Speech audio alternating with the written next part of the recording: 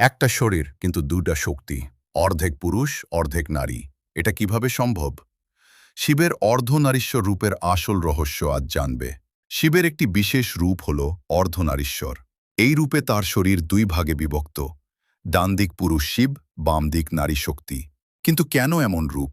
পুরাণ অনুযায়ী সৃষ্টি চালাতে শুধু পুরুষ শক্তি যথেষ্ট নয়, তাই শিবের সাথে যুক্ত হন পার্বতী, শক্তির রূপ। তখন শিব ও পার্বতী এক হয়ে যান, সৃষ্টি হয় অর্ধনারীশ্বর রূপ। এটি বোঝায় পুরুষ নারী সম্পূর্ণ সৃষ্টি। এই রূপ কোনো শারীরিক রূপ নয়, এটি প্রতীক। পুরুষ শক্তি স্থিরতা শক্তি, নারী শক্তি সৃজন শক্তি, মায়া। এই দুই শক্তি ছাড়া পৃথিবী অসম্পূর্ণ। তাই শিব একা পূর্ণ নন, শক্তির সাথে মিলেই তিনি পূর্ণতা পান। অর্ধনারীশ্বর আমাদের শেখায় পৃথিবীতে বৈষম্য নেই, নারী ও পুরুষ সমান। গুরুত্বপূর্ণ সৃষ্টি ভারসাম্যের উপর নির্ভর করে। ঈশ্বর নিজেই দেখিয়েছেন সমতা ছাড়া সৃষ্টি সম্ভব নয়।